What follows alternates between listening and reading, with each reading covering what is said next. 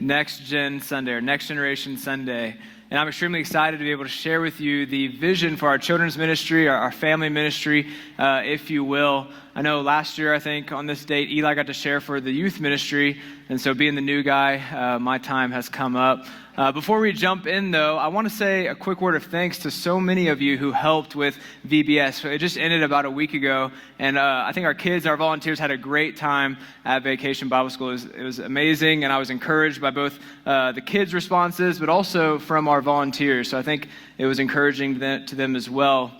You might notice in a note in your bulletin, we had a coin drive for the kids, and they raised close to $330 to give to the local rescue mission, which is awesome. So I'm extremely proud of them and look forward to sending off that check.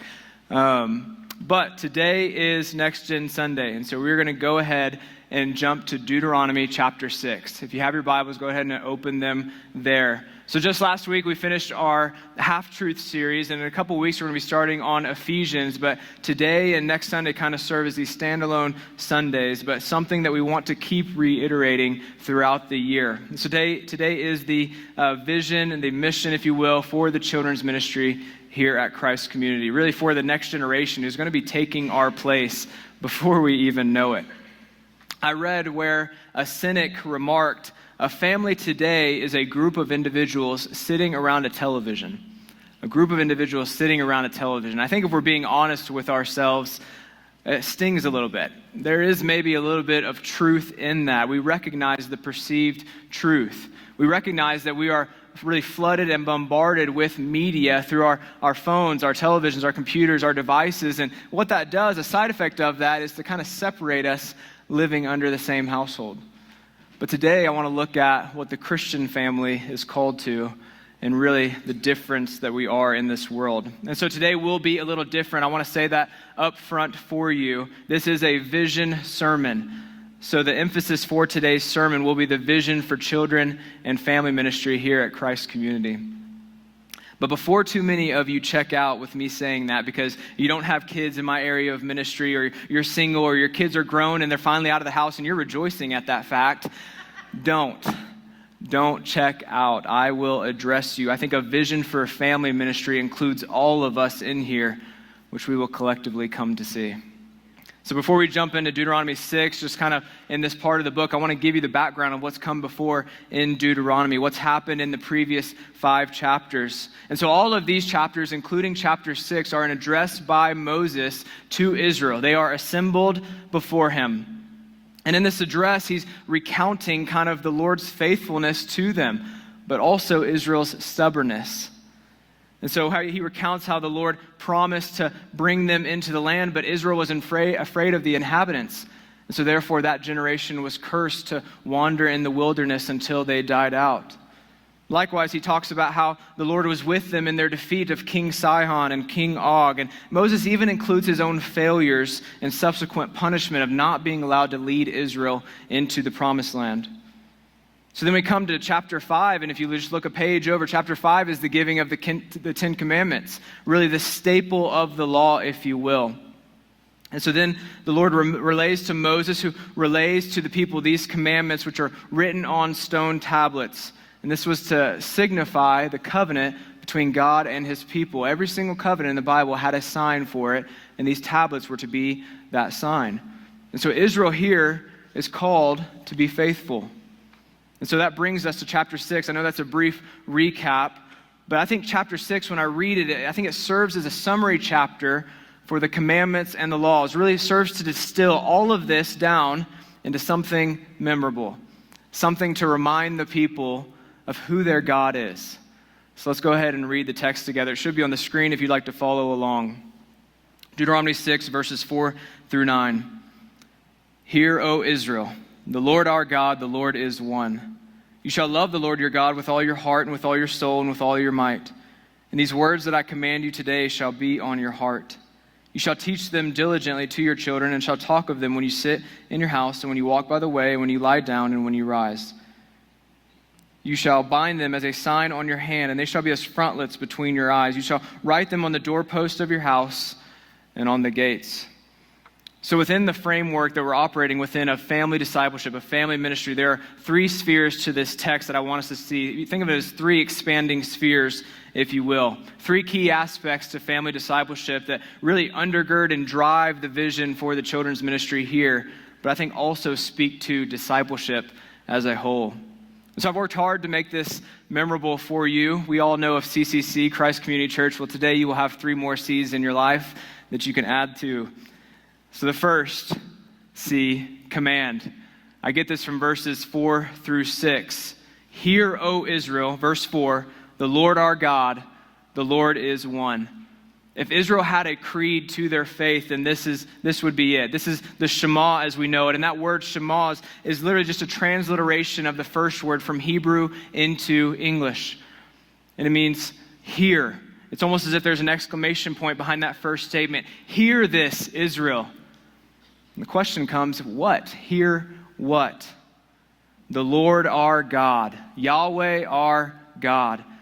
This statement was to be compared and contrasted with the gods of the nations. There's a multiplicity of deities that these other nations were enthralled with. But this was not to be what Israel was about. There's an incomparability with Yahweh, an exclusivity that he deserved alone in their worship. This God, they would be reminded, is the covenant-keeping God, the God of Abraham and Isaac and Jacob, the God who delivered them from the bondage of Egypt, who was with them in the wilderness and is now promising to bring them into this great land. That is their God. That is the relationship they have with him. So I think the question arises when I read this is, what other gods can even compare? But the text doesn't end there. It says, the Lord our God, the Lord is one. In the triune Godhead, this speaks to unity within God. Father, Son, and Spirit. One God, three persons, not three deities, not multiple gods. Yahweh in this has chosen a people, and he has chosen to reveal himself and to have a relationship with them. So compared to the other nations, he's not some idol of wood. He's not some idol of stone that they would bow down to. He's the true and the living God. So with that reality, think of that reality established in verse 4. Now we get to the C that I talked about, command. Verse 5, let me read it to you. You shall love the Lord your God with all your heart, with all your soul, and with all of your might. There are three components I think you can see in that command. They're easy enough to identify: with all of your heart, with all of your soul, and with all of your might. And I could delve into each one of those individually, but what I want to do is just simply look at them together, to look at them as the whole. Moses here is calling the people to covenantal allegiance, to be faithful to the covenant as God is faithful to the covenant. So what he's saying is that our entire person, our entire being should love God. We love him with our heart, with our soul, with our might. In other words, we love him with the very essence of who we are, what it means to be human. And so within this allegiance, I think, is an implied loyalty, an implied obedience. The commands outlined beforehand are to be lived out and obeyed in their day-to-day lives. So at this point, you're probably wondering, where are we going to talk about the children? I'm getting there. Don't get ahead of me. Now, in tying this back, I'm going to tie this command back into family and ministry. There's two key points that I want us to see underneath this idea of command. And the first is that the commands of God are blessings. The commands of God are blessings. Within our Christian culture and our churches and really our households, I think we tend to swing on this spectrum of law and grace. I'm going to paint the extremes for you. But I think at times in our parenting and just in our regular lives, how we respond to situations, we will at times land closer to one side of that spectrum. So on one side of the spectrum, you have the legalists, those who love the law, those who love the commands of God. They love to measure themselves by how often they obey. And at times, they love to nitpick the lives of others. Swinging to the opposite side of that, you have the antinomians. Anti meaning against. Nomians comes from nomos, or law. Those who are seemingly against the law. We would call them today the grace people. There's grace for that. Who needs the law? Who needs the commands of God? I think the failure of both of those groups is that neither truly understands God as Father. A loving Father who cares for his children. They have missed the mark. Think back with me to the first words that human beings ever hear in this world. They come in the form of the command, and they are also a blessing. Genesis 1, so God created man in his own image. In the image of God, he created them, male and female. And God blessed them and said to them, be fruitful and multiply and fill the earth and subdue it, and have dominion over the fish of the sea and over the birds of the heavens and over every living thing that moves on the earth. The very first thing they ever hear is a command. And that command was a blessing. And God blessed them and said to them, go, do this. This is a blessing. And I think what's happened is that too often we only see obedience to the command as coming in the form of a blessing. And there is some truth in that. We read of time and time again how Israel, if they obeyed God, then they would be blessed. But I think we miss the other side of the coin. In the text, the blessing comes in the form of a command. God knows what is best. The commands of God are a blessing to his people. And so this is what we should be teaching the next generation. Too often, I think obedience is seen as the condition of God's love rather than a condition to his blessing. It serves as a condition to God's love rather than obedience serving as the means to enjoy God's blessings. And so that's the first truth underneath command. But the second truth that I want us to see collectively is that this command starts with us. And when I say us, I'm talking to every single person in this room. Verse 6, and these words that I command you today shall be on your heart. Family and children ministry, the responsibility of raising up the next generation of Christ followers starts with us in here collectively heeding the command to love our God. To love Jesus, to love his teachings, his instructions, his grace, to be Christians ourselves, to have his word upon our hearts. It's for our emotions, our thoughts, our actions to be captive to the love of Christ. And so I don't want to miss that. I could have easily jumped into a sermon and go directly to the children. But the reality is that discipleship of the next generation starts with us. It starts with us heeding the command to love God. And so that's true for the parent, the married without kids, the single man, the single woman, the divorced, the separated, the retired. You are called to love God with all that you are. And then and only then can you disciple. And this is also where I want to elaborate on the idea of family. Today and ongoing, you're going to hear a lot of communication about family discipleship or family ministry. And in the immediate context, I am predominantly talking about those who you share a house with, those who you share life with on a day-to-day basis, your relationships, your conversations. But the truth is there is a broader and a grander scale to family that we all belong to as Christians, and that's the family of God. If you are a Christian here today, you have been adopted into that family. John 1, but to all who did receive him, who believed in his name, he gave the right to become children of God. Ephesians 2, so then you are no longer strangers and aliens, but you are fellow citizens with the saints and members of the household of God. We've been adopted into that. So in including this idea of family, for those of you who don't have children, or you're single, or whose children are grown, like I said, or you're retired, we need your service. We need your wisdom. True family discipleship, true family of God discipleship of the next generation includes all of us. So serve somewhere in the church where you can aid in that. Older couples, get to know a younger couple who's going through the life stages you've been through. Single men, single women, reach out and disciple our youth. They would love your input. It takes a gospel community to raise a faithful gospel generation. Children need the input of their parents. That is the where primarily discipleship takes place. They also need the input of the family of God. This reminds me of Proverbs 13:20. Whoever walks with the wise becomes wise, but the companion of fools will suffer harm. And notice the wording in that. It says whoever walks. It doesn't say whoever listens or whoever hears. It's whoever walks. Whoever lives life in this community and gleans from the wisdom collectively in this room becomes wise. So we need to recognize our corporate responsibility in reaching out and raising this generation, of passing that baton off, if you will. So in this discipling and seeking to grow family discipleship at Christ Community, I don't want us to miss that reality concerning the command. The first is that the commands of God are blessings in and of themselves. Teach your children that. Collectively, we need to teach the next generation that. But likewise, the command to love God starts with us in here, and then it moves outward. So that's the first C, if you will, command. Now moving to the second C, cultivate. We have command, cultivate.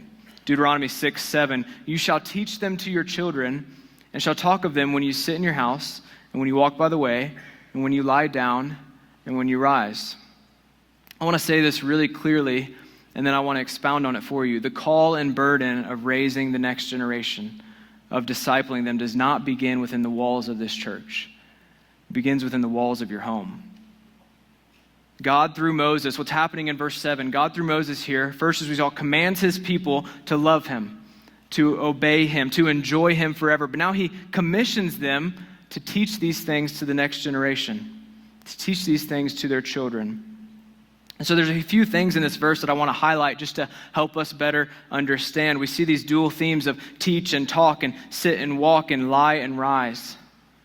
And these are common in the Hebrew language. They're called merisms. And these opposite terms refer not just to the terms in and of themselves, but they refer to everything in between. It's like how we say from A to Z in our culture. We don't just mean those two letters. We refer to everything in between. And so Moses is instructing the people, and I would say by extension us, to teach their children about God and his commandments and his love and his grace in all contexts and in all areas of life.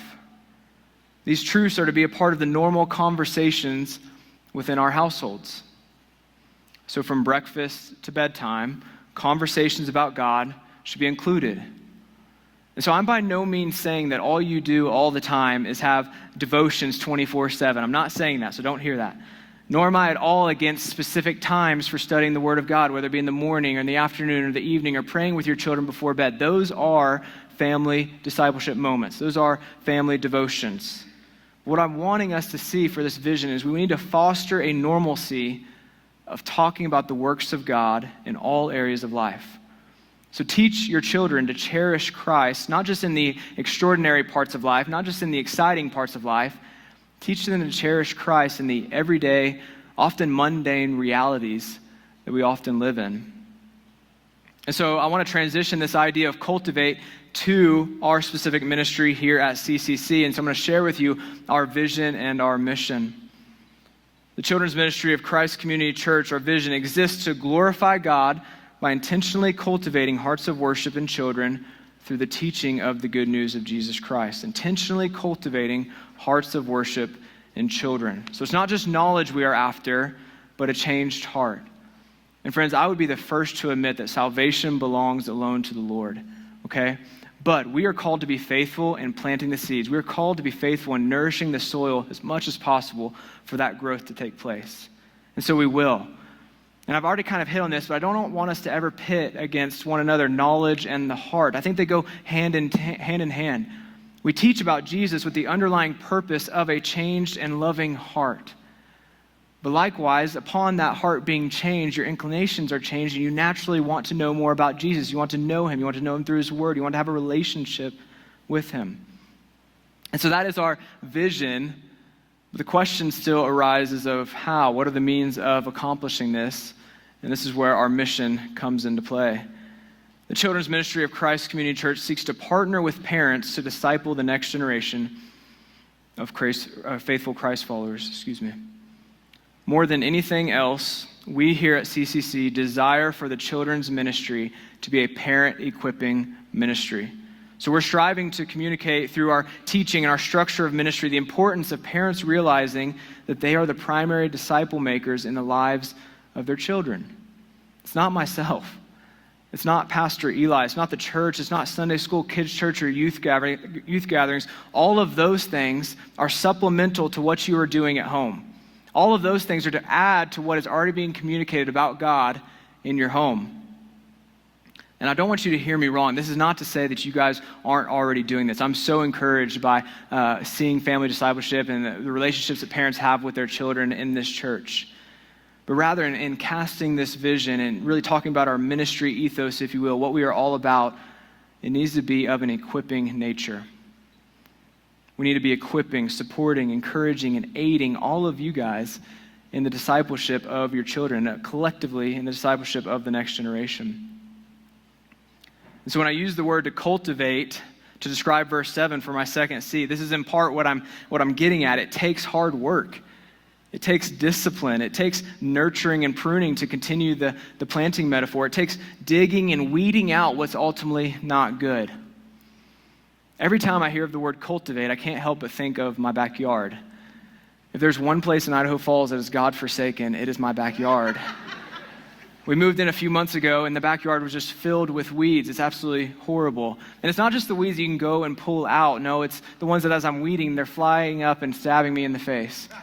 And on top of that, so now it's 100% dead weeds, let me first say that. I've killed off everything, but on top of that, there's stumps back there. And so we were able to remove one, but we still have another one to go. There's only so far that I can get with a shovel, so I need to borrow a chainsaw. Just keep that in mind for the future. And plus, on top of that, the previous owner really loved horseshoes, evidently. But I guess if you play horseshoes, you can't just put rebar into the ground. No, he had to pour a 2-by-2 foot block of concrete at the bottom of that rebar, about a foot down in the ground. So we have work to do. My wife and I, we have work to do. We want to cultivate our backyard to be a place where one day we can hang out, or one day my children can play on normal grass. But I use that analogy because I realize cultivating the hearts of children does not take one day.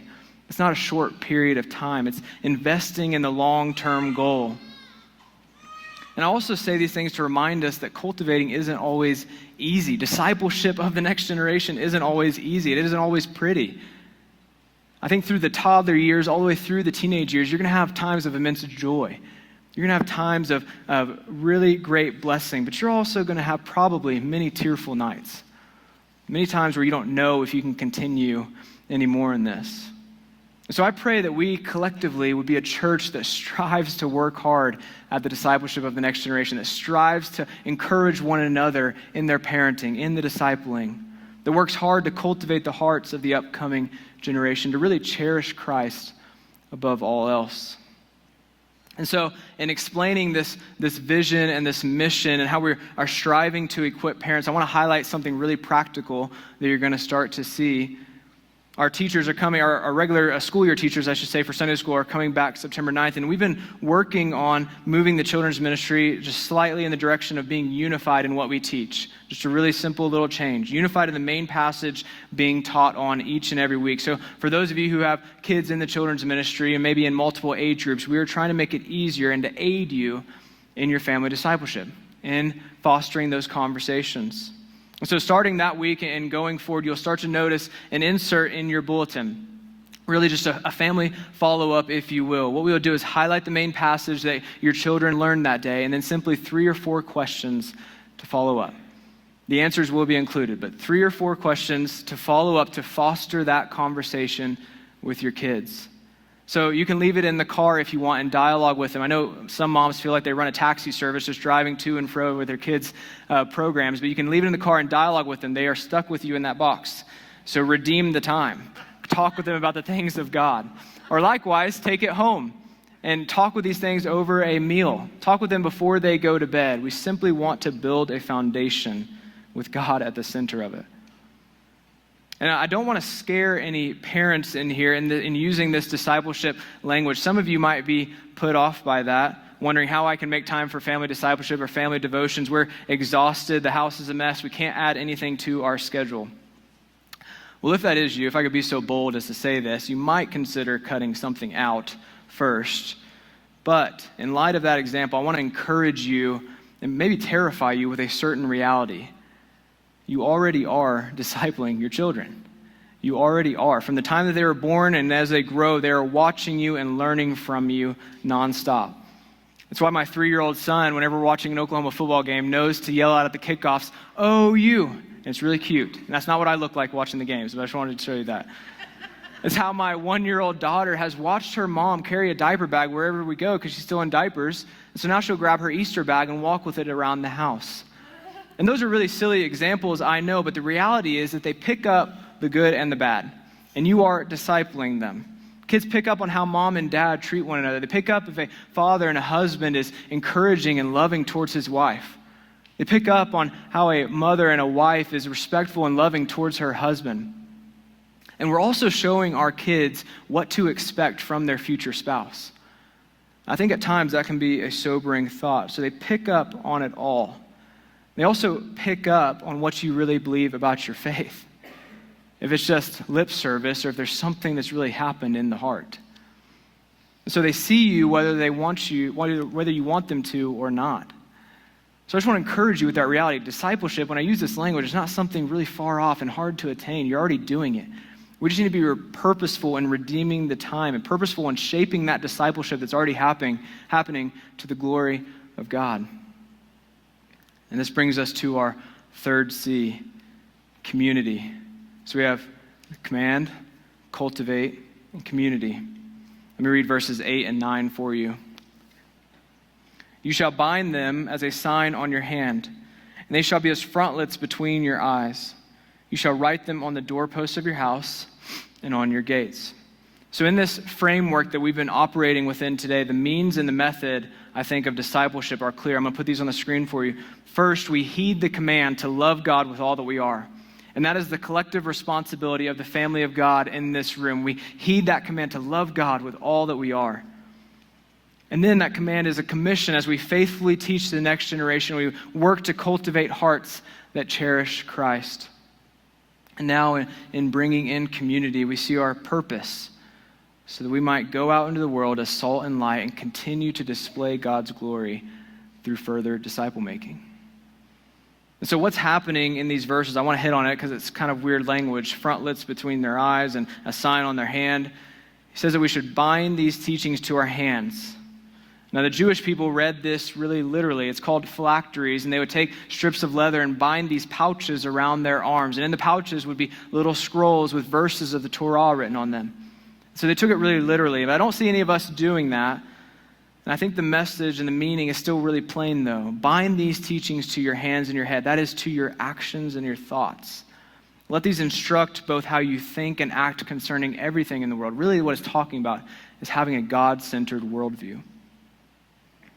But then he continues into verse 9, and he says to write them on the doorposts of your house and on your gates. These are the two primary points of access for the Israelites' lives, on their door frames, so they see it as they enter and leave their house.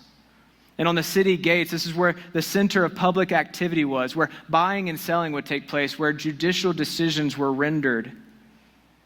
So the areas with the most visibility, to put these reminders in the main areas of their lives.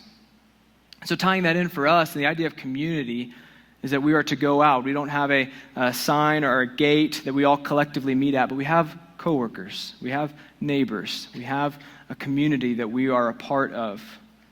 And so the purpose behind this idea of community is that for us to disciple the next generation, we must remember the purpose. For them to grow up, to go out into their communities, and to make other disciples. For them to grow up and to be men and women who talk with their neighbors and their friends and their families about the things of God and about the good news of Jesus. And for those they interact with to see that something is different about this young man, something's different about this young woman. They have a hope that's not evident in our culture. They have a joy that's found only in knowing Christ. And so family discipleship should always be remembered in light of the expanding family of God. The expanding family of God. We disciple with the purpose that our disciples would one day make disciples. That's our goal and that's our vision. So that's what we're trying to buy in collectively as a family here. We all are needing to be a part of this. So in closing, as the worship team and the ushers make their way forward, in light of this being a vision sermon, there are a few things for us to keep in mind.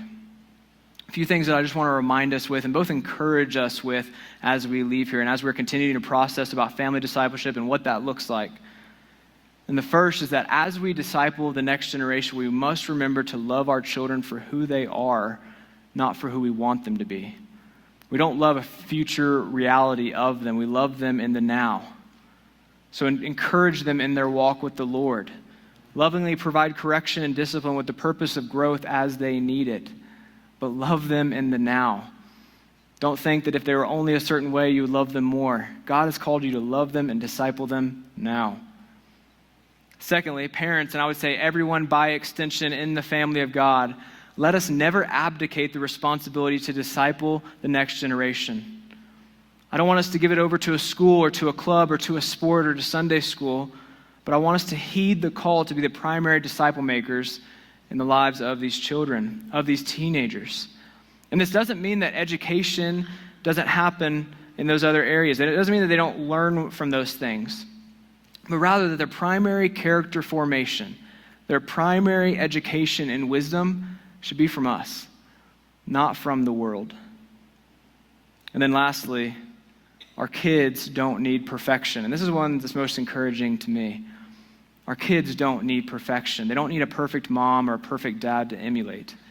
They need a Savior to hope in. So it's okay to apologize to them. It's okay to admit when you messed up and to ask for forgiveness, because ultimately that gives you a chance to point them to the gospel, to point them to the good news of Jesus, who came in and down into this world. He lived the life that we couldn't. He died the death that we should have. The good news is that he rose again. In a second, we will celebrate that collectively in communion. So it's okay to mess up, because ultimately that gives you the chance to point them to the perfect one. It's not you, Mom and Dad, and I know you know that. Point them to the one who is perfect. Would you pray with me? Father, in casting this vision that we hope to accomplish through family discipleship and family ministry and raising up this next generation, we acknowledge that we cannot do this without you. We acknowledge that we are in this together as a family, but we acknowledge that we need your blessing on it. And so I pray that you would be with us. I pray that you would encourage us in the discipleship of the next generation, that we would be collectively encouraging one another. And I pray that with that reality of what we were adopted in as the family of God, and therefore the responsibility in that, would come to light and would be made clear in many minds in here. It's in your Son's name that we pray. Amen.